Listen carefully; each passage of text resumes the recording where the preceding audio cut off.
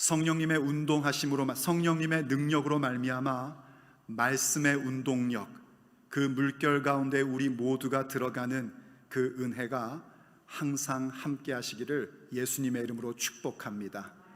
그로 말미암아 우리의 삶의 모든 문제가 해결될 것입니다.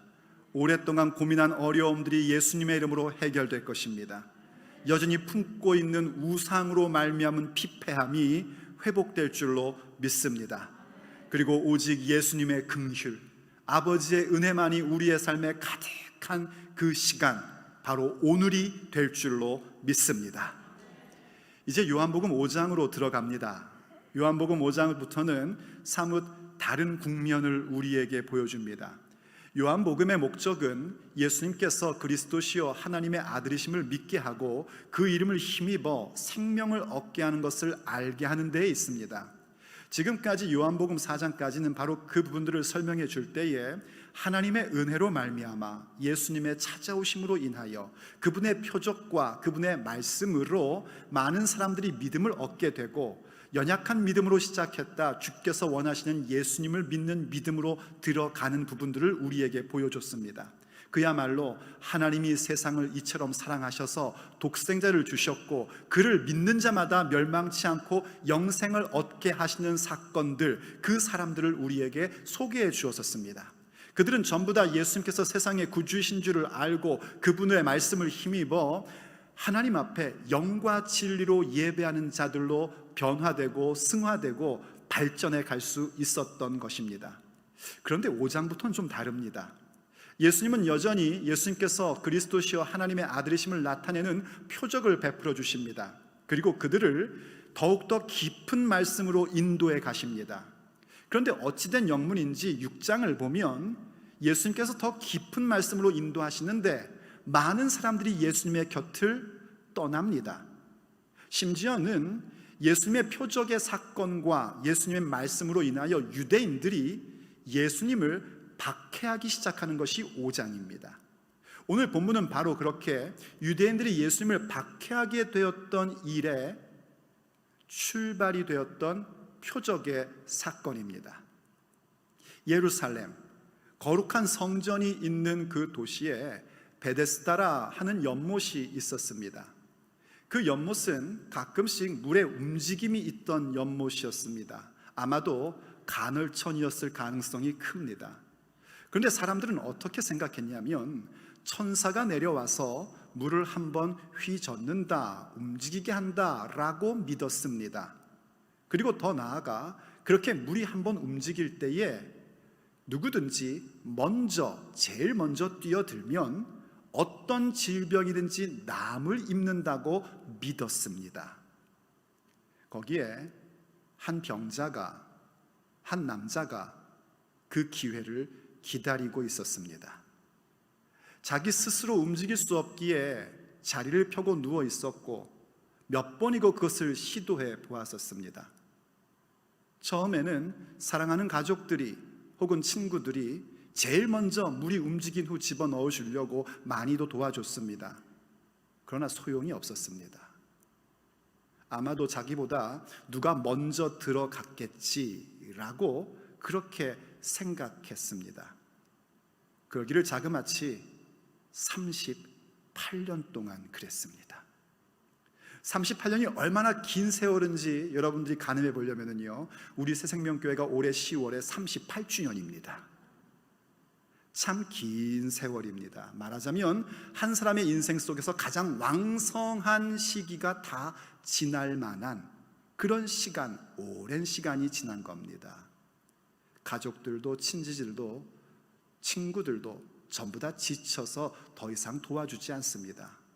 홀로 남아있을 뿐입니다. 그래도 그 곁을 떠나지를 못합니다. 사람들은 말합니다.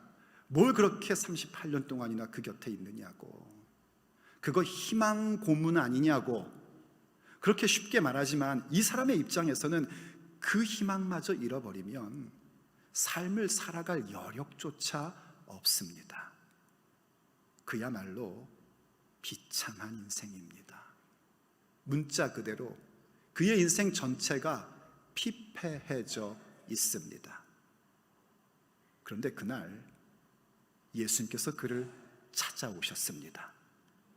그 누운 것을 보시고 오래된 줄 아시며 그에게 말씀하십니다. 내가 낫고자 하느냐? 그 사람의 인생 속에 최고의 순간이 다가온 것입니다. 하나님의 은혜의 바다 가운데 들어갈 수 있는 최고의 순간, 최고의 은혜의 순간이 그에게 다가온 것입니다. 지금까지의 그 파괴되고 비참했던 인생을 청산하고 새로운 생명, 새 생명의 삶으로 들어갈 수 있는 기회가 그에게 온 것입니다. 마침내 말씀의 능력이 그에게 임하였고 그 말씀의 능력으로 그의 몸은 완전히 회복되어 건강한 육체의 삶을 살 수 있게 되었습니다. 오늘 그 이야기, 그 표적의 사건을 통하여 사랑하는 아버지 하나님께서 우리에게도 물으십니다. 너가 낫고자 하느냐? 오랫동안 해결되지 못했던 그 문제, 38년 동안 끌고 왔던 그 어려움, 38년 동안 품었던 우상 숭배로 인한 피폐함으로부터 너가 낫고자 하느냐? 주께서 우리에게 그렇게 물으시는 이유는 우리에게 회복을 주시기 원하기 때문입니다. 우리에게 새 생명의 삶을 주고 싶으셔서 너가 낫고자 하느냐 하고 이 시간 묻고 계십니다. 그렇다면 그에 따른 우리의 반응은 무엇이어야 될까요? 우리의 삶에 주시고 싶어 하시는 그 새 생명의 삶을 가기 위하여 우린 이 말씀 가운데에 어떠한 부분들을 배우며 기도의 제목으로 삼아야 할까요? 오늘 우리가 함께 듣고자 하는 주님의 메시지입니다.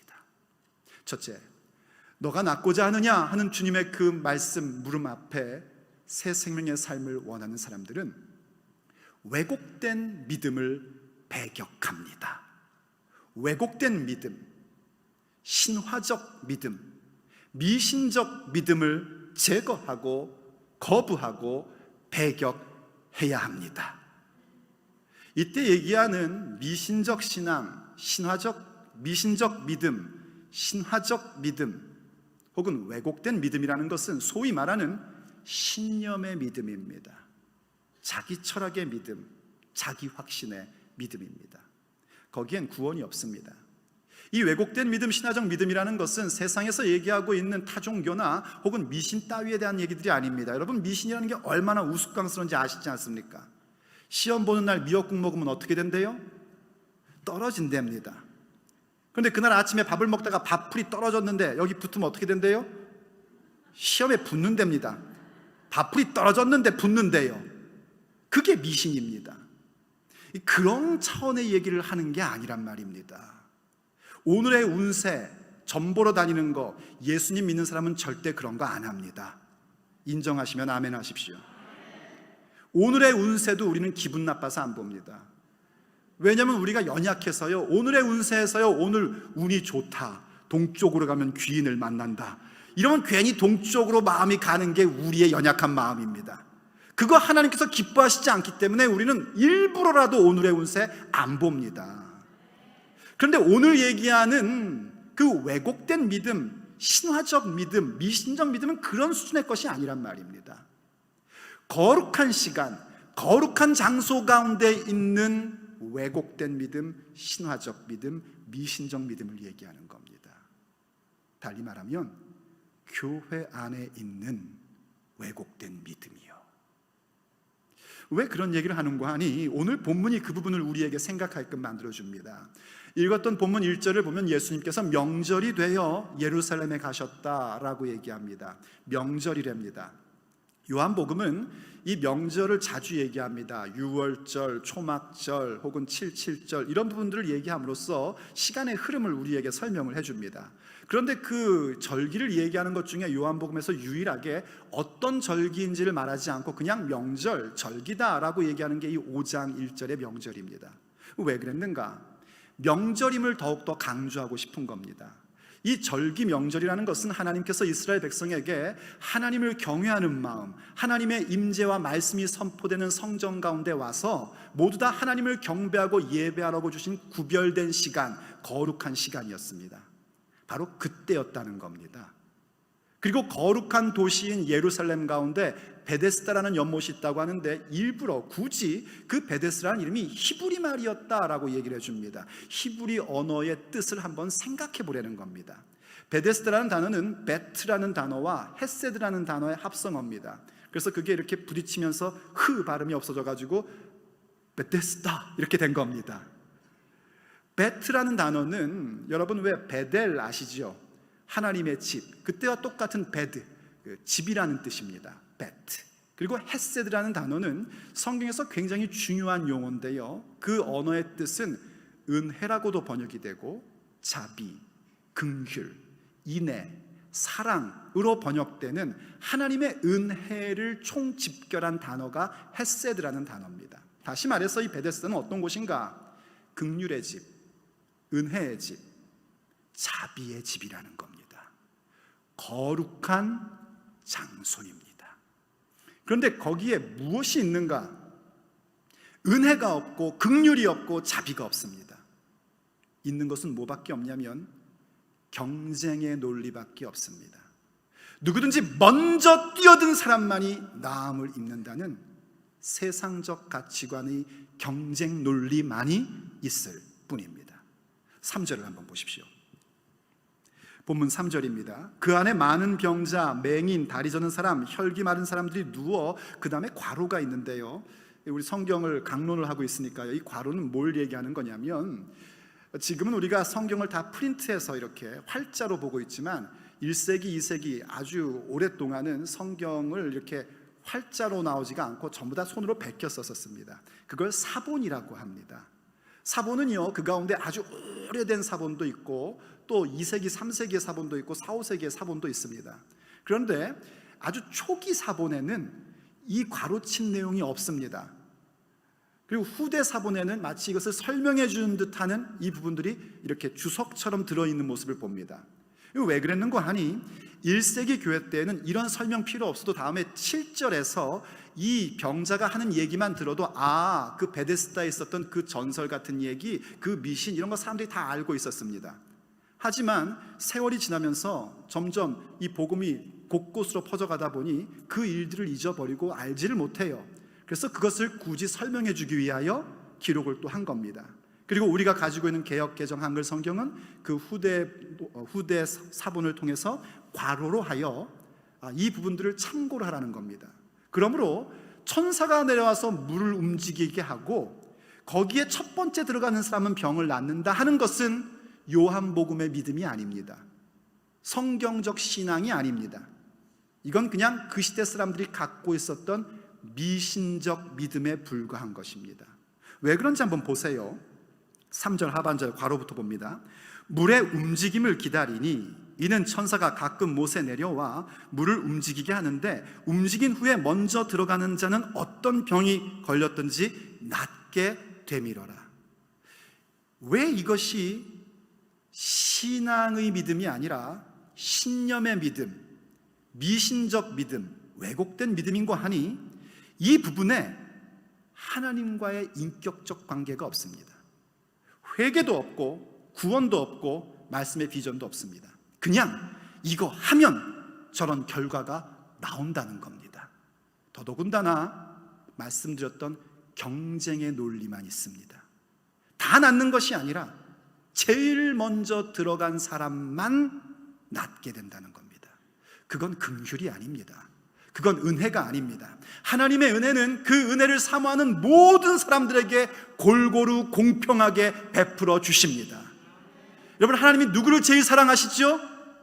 그럴 때 목사님이요 이러면 곤란합니다. 하나님이 누구를 제일 사랑하세요?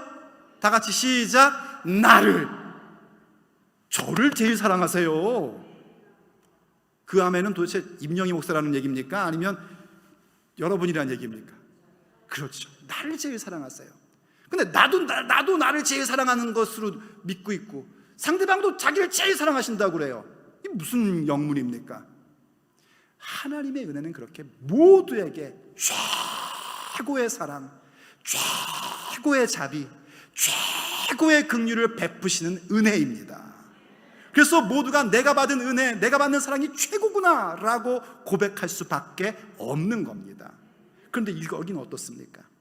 첫 번째 들어간 사람, 이건 긍휼의 집에서 있는 일이 아닙니다. 그런데 이러한 미신적 믿음이 현대 교회 안에 있단 말입니다.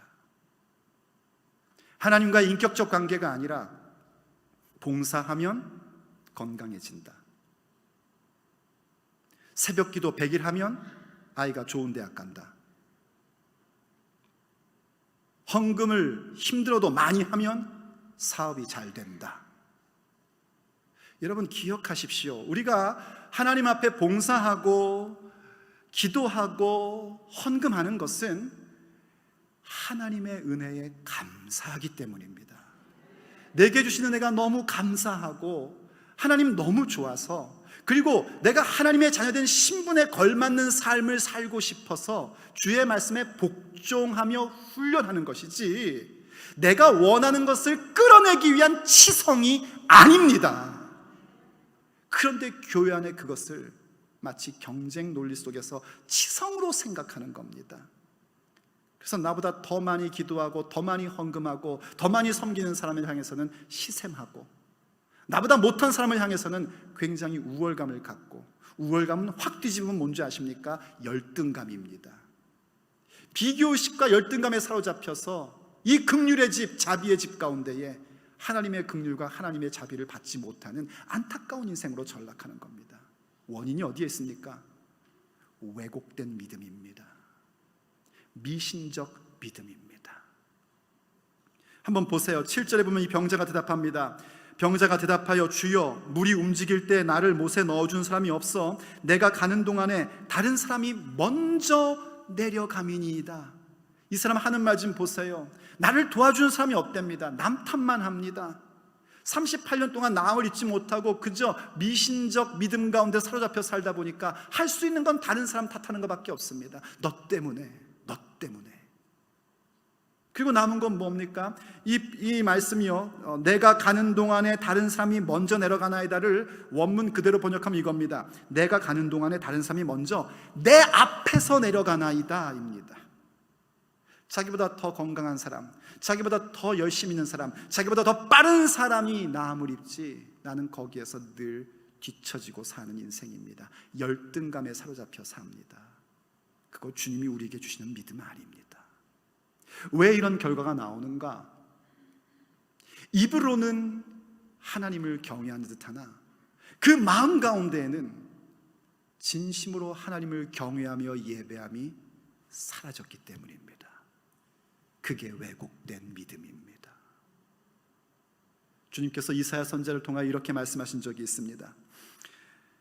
주께서 이르시되 이 백성이 입으로는 나를 가까이 하며 입술로는 나를 공경하나 그들의 마음은 내게서 멀리 떠났나니 그들이 나를 경외함은 사람의 계명으로 가르침을 받았을 뿐이라.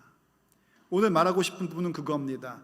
입술로 하나님 경외하고 입으로는 하나님 가까이 하고 공경하는데 실제로 그 마음은 어떤가? 하나님을 경외하는 마음, 하나님을 예배하는 마음으로부터 이미 멀리 떠나가 있었던 겁니다. 거기에 남은 것은 종교적 행위, 신화적 믿음밖에는 없었고 그 결과는 비참함 밖에 없는 겁니다. 이 모습을 성경에서 굉장히 적나라하게 보여주는 장면이 있습니다. 사무엘상 4장에 가면 엘리라는 대제사장이 있었습니다. 그 시대는 아직까지 사사시대였습니다. 그 엘리라는 대제사장에게는 제사장 아들인 홈리와 비느하스라는 제사장들이 있었는데 아주 이 두 사람이 못된 사람입니다. 강단에 살 수 있는 최고의 나쁜 말입니다. 못된 사람이었습니다. 얼마나 못됐냐면 주님 앞에 드리는 제물을 자기들이 먼저 취합니다. 그건 어떤 걸 얘기하는 거 아니? 예배를 소홀히 여기고 예배를 가볍게 여기는 겁니다. 오늘날도 목사들이요, 예배를 가볍게 여기고 예배를 소홀히 여기면 큰일 납니다. 예배는 하나님 앞에 드리는 겁니다. 아무리 목사로서 예배를 섬기고 있다 할지라도 예배자가 돼야지 예배 관리자가 되면 큰일 납니다. 이런 예배, 영성의 타락은 무엇을 갖고 오냐면 도덕성의 타락을 가져옵니다. 이 홈리와 비느하스가 하나님의 있게 드리는 예배를 가볍게 여기고 예배를 경멸히 여긴 것뿐만이 아니라 그 성막에서 일하는 여자들과 동침을 합니다. 도덕적 타락이 옵니다. 그만큼 그 시대는 암울한 시대였습니다. 그런데 그 시대에 전쟁이 일어난 겁니다. 블레셋과 전투가 일어났는데요, 첫날 전투에서 이스라엘이 크게 패했습니다. 어떻게 하면 좋을까 하다가 그들이 나왔던 아이디어가 뭐냐면 하나님의 언약궤를 가지고 오자는 겁니다. 하나님의 언약궤가 뭡니까? 여호와의 언약궤는 하나님의 임재와 말씀을 상징하는 표징입니다. 하나님께서는 광야 가운데서 그 언약궤를 통하여 이스라엘 백성에게 말씀을 주셨고, 그 언약궤를 통하여 하나님의 영광을 나타내며 그들을 인도해 주셨습니다. 약속의 땅에 들어갈 때에도요, 제사장들이 그 언약궤를 어깨에 메고 요단강에 발을 담그자 범람하고 있는 요단강이 멈추고 이스라엘 백성은 마른 땅을 건너갔었습니다.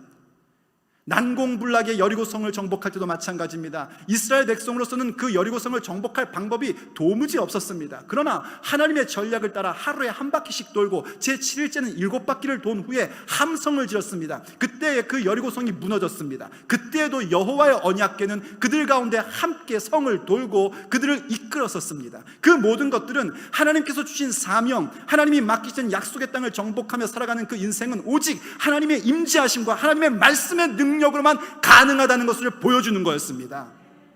그리고 400년의 세월이 지나면서 이스라엘은 타락했고 사사시대에 하나님을 경외함이 사라졌고 영성이 혼란이 오고 도덕적 부패가 왔습니다. 그런데 그들은 오직 신화처럼 들리는 그 이야기, 여호와의 언약궤가 오면 전쟁이 이긴다는 생각만 가지고 그 타락한 제사장인 홈리와 비느하스가 여호와의 언약궤를 가지고 온 겁니다. 결과는 이스라엘의 대패였습니다.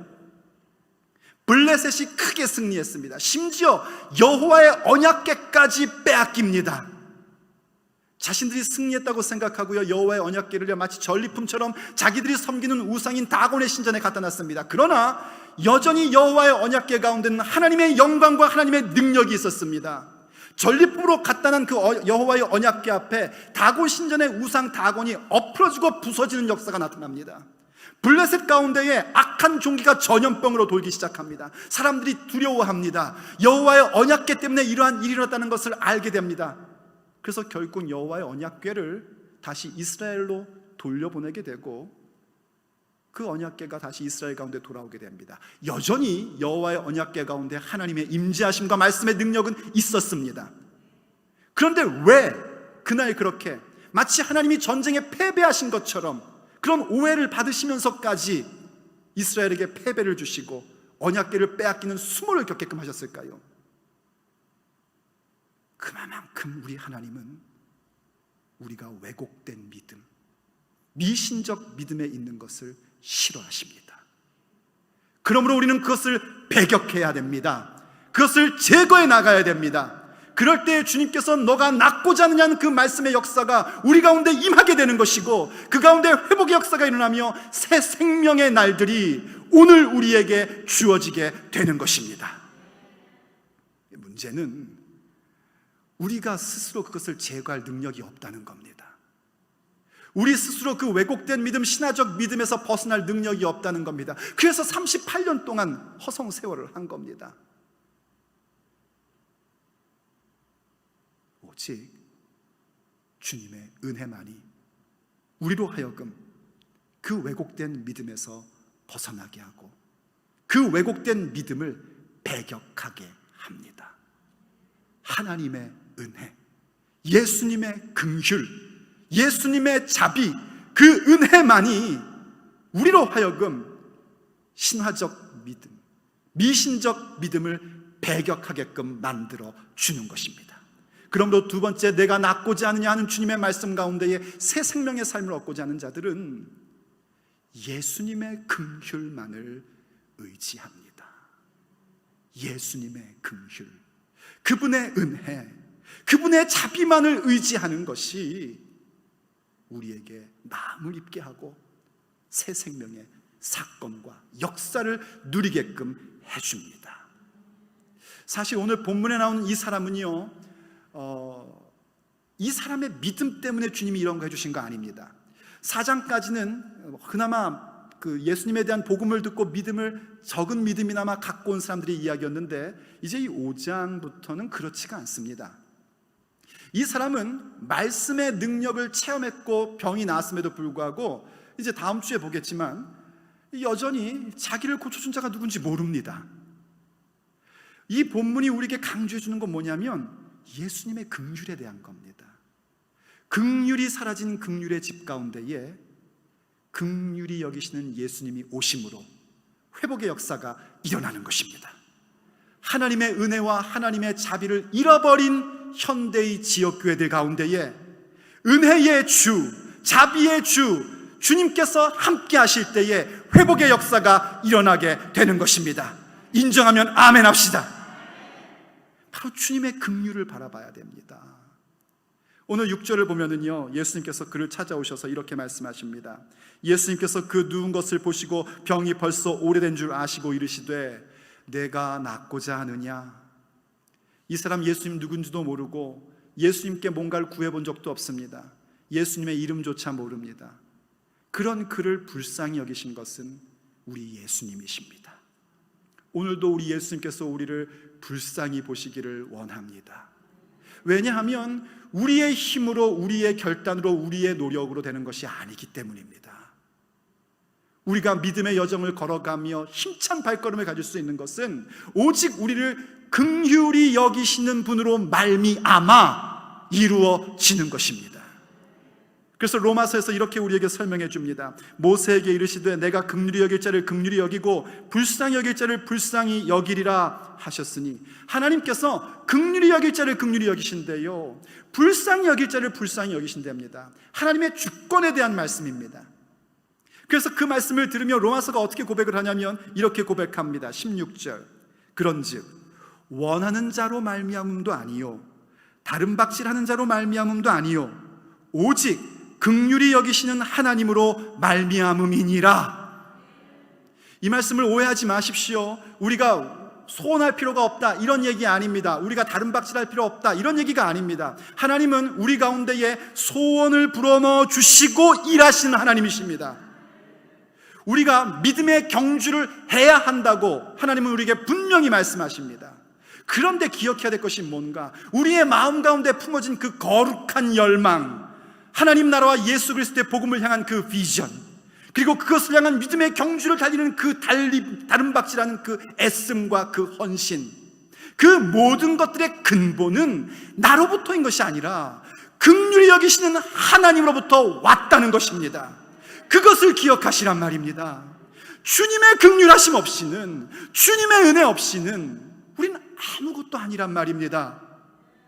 아까도 여러분 고백했지 않습니까? 오직 주의 사랑에 매여, 오직 주의 임재 가운데 갇혀 주께서 주신 모든 은혜, 주께서 주신 모든 은혜 나는 말할 수 없네. 맞지 않습니까? 주님이 주신 은혜를 우리가 말로 형용할 길이 없습니다. 주께서 긍휼히 여길 자를 긍휼히 여기시며 긍휼히 여기시는 분으로 말미암아 우린 비전을 갖게 되었고, 허탄한 믿음, 왜곡된 믿음에서 벗어나며 배격하며 주께서 나음을 주시는 역사 가운데 들어오게 된 것입니다. 그러면 궁금하죠. 나는 긍휼히 여김을 받는 사람인가 아닌가? 그런 궁금함을 갖고 있다면 사실 여러분은 긍휼히 여김을 받고 있는 사람들입니다. 긍휼히 여김을 받지 않는 사람들은 그런 걸 생각조차 하지 않습니다. 무슨 긍휼이야, 내 능력으로 사는 거지, 내 힘으로 사는 거지, 백으로 사는 거지, 이렇게 살아갑니다. 내 삶에서 어떤 좋은 일들을 만나게 되고 기도의 응답이 오고 참 그런 복된 삶을 누리게 될 때 여러분 마음 가운데에 중심으로 내가 뭔데 이렇게 하나님께서 은혜를 주시지? 그렇게 여러분들의 고백이 나온다면 여러분은 긍휼히 여김을 받고 있는 사람입니다. 내 삶에 어떤 장벽이 오고 어려움이 올 때에 아이고 이놈의 팔자야 하는 것이 아니라 그럼에도 불구하고 주님은 내게 은혜를 베푸시는 분이기에 주의 긍휼을 원하나이다 하고 간구하고 나간다면 여러분은 분명히 긍휼히 여김을 받고 있는 분들입니다. 그러므로 오직 예수님의 긍휼히 여기심만을, 그분의 자비만을, 그분의 은혜만을 붙잡으십시오. 그것만을 의지하십시오. 역사가 일어납니다.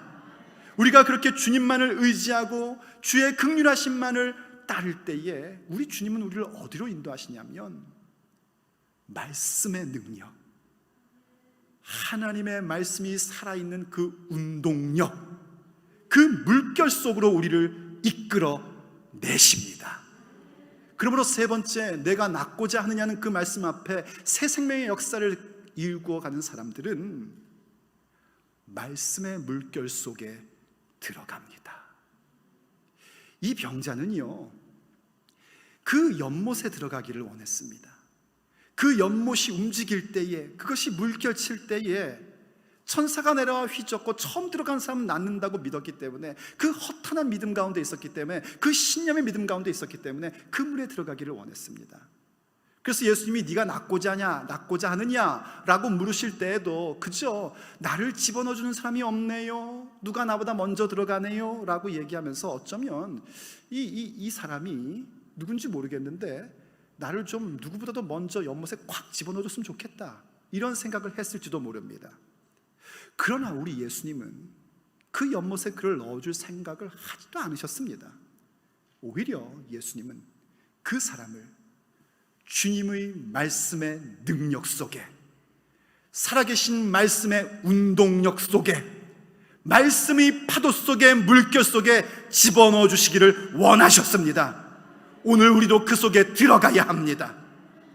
안타까운 것은요, 이 사람이요, 그 말씀의 능력을 맛보아서 육체의 질병은 나음을 입었는데 나중에 보면 그 낫는 역사, 그 말씀의 능력으로 말미암아 말씀 따라가다가 문제가 생기자마자 자기가 지금 이렇게 안식일날 자리를 들고 다는 것은 누군가 나에게 그렇게 말한 사람이 있기 때문이다 라고 생각을 합니다.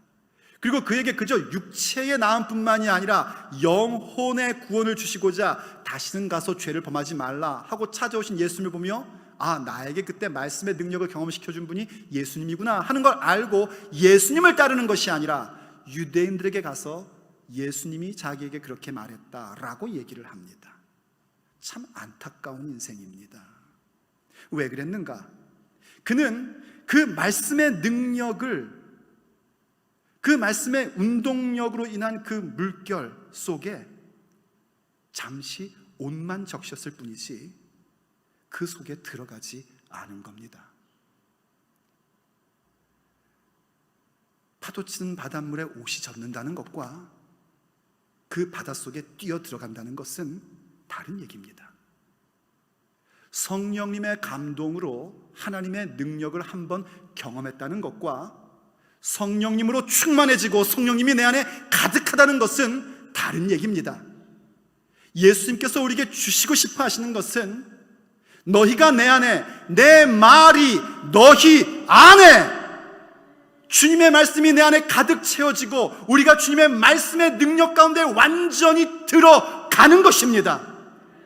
그 말씀의 능력, 그 말씀의 운동력, 그 물결 속에, 그 파도 속에 뛰어 드십시오.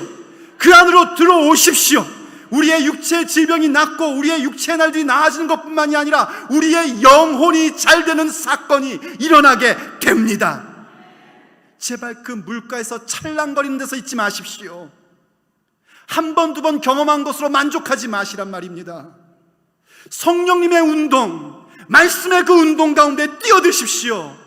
오늘도 주님께서 성령님을 통하여 우리 가운데 말씀의 능력을 보여주시고 말씀의 운동력을 나타내 주시는 그 물결 가운데, 그 파도 가운데에 뛰어드십시오. 거기에 사건이 일어나고 거기에 새 생명의 역사가 일어나는 것입니다. 그래서 시편 19편은 우리에게 이런 설명을 해주고 있습니다. 여호와의 율법은 완전하여 영혼을 소성시키시며, 하나님의 말씀은 우리의 영혼을 생명력 있는 영혼으로 만들어 주십니다. 우리에게 영생을 주십니다. 여호와의 증거는 확실하여 우둔한 자를 지혜롭게 하며, 하나님의 말씀의 증거는요, 우리가 아무리 미련하고 우둔해도 우리를 지혜롭게 만들어 주십니다. 여호와의 교훈은 정직하여 마음을 기쁘게 하고, 하나님 말씀에 한번 잠겨 보십시오. 그 말씀의 파도 속에 한번 여러분의 몸을 완전히 집어넣어 보십시오. 우리의 마음에 기쁨이 넘치기 시작합니다. 이해할 수 없는 기쁨이 나옵니다. 뭔가 아직도 문제는 산적해 있는데 그 말씀의 파도 속에 쑥 들어가는 순간, 그 말씀의 물결 속에 쑥 들어가는 순간, 말씀의 능력 속에 내가 들어가는 순간, 내 마음에 말로 형용할 수 없는 기쁨이 넘칩니다. 여호와의 계명은 순결하여 눈을 밝게 하시도다. 하나님 말씀을 보면요, 눈이 밝아집니다. 무엇이 따라야 할 길이고 무엇이 거부해야 될 길인지를 분명히 밝혀집니다. 그게 말씀의 능력입니다. 그게 말씀의 운동력입니다. 여호와를 경외하는 도는 정결하여 영원까지 이르고, 하나님의 말씀은 영원토록 견고합니다. 그러므로 그 말씀이 내 안에 있으며 내가 그 말씀 속에 뛰어든 사람은요, 영원토록 견고한 모습으로 살아가게끔 되어 있습니다. 여호와의 법도 진실하여 다 의로우니, 하나님의 말씀은요, 한결같이 오르십니다. 그래서 그 말씀의 물결 속에 뛰어든 사람은요, 한결같은 마음, 한결같이 진리를 따르며 예수님을 따르는 삶으로 살게 되는 것입니다. 이게 말씀의 능력입니다. 이것이 말씀의 운동력입니다. 바로 그 파도 속에, 그 물결 속에 뛰어드시기를 예수님의 이름으로 축복합니다. 그때 주님의 역사가 우리 가운데 나타납니다. 그 왜곡된 믿음, 그 신화적 믿음을 배격하며 하나님의 은혜 가운데 완전히 사로잡혀 성령님의 능력으로, 말씀의 운동력 가운데에, 말씀의 능력 가운데에, 오늘도 우리 가운데 파도치게 하시고 물결치게 하시는 말씀의 능력 가운데에 뛰어드는 역사를 만들어 주십니다. 오직 주님의 은혜가, 오직 예수님의 자비하심이, 오직 예수님께서 우리를 불쌍히 여기시는 그 은혜가 우리를 그 자리로 들어가게 하십니다. 사랑하는 성도 여러분, 낫고자 하십니까? 주께서 물으십니다. 너가 낫고자 하느냐? 육체의 질병이 낫기를 원하십니까? 여러분의 그 마음의 질병이 낫기를 원하십니까? 여러분의 인생의 문제가 해결되기를 원하십니까? 오래된 우상으로 인하여 피폐된 삶의 회복을 원하십니까? 오직 주님의 은혜만을 의지하십시오. 더 이상 왜곡된 믿음에 사로잡힌 인생 살지 마시고, 배격하시고 말씀의 능력, 말씀의 운동력, 지금도 우리의 삶 속에서 이 자리 가운데서 파도치게 하시며 물결치게 하시는 말씀의 그 운동력 가운데에 들어오십시오. 주님의 은혜 의지하여 그 보좌 앞에 나아가십시다. 주께서 낫게 하실 것입니다. 주께서 새 생명의 역사를 만들어 주실 것입니다.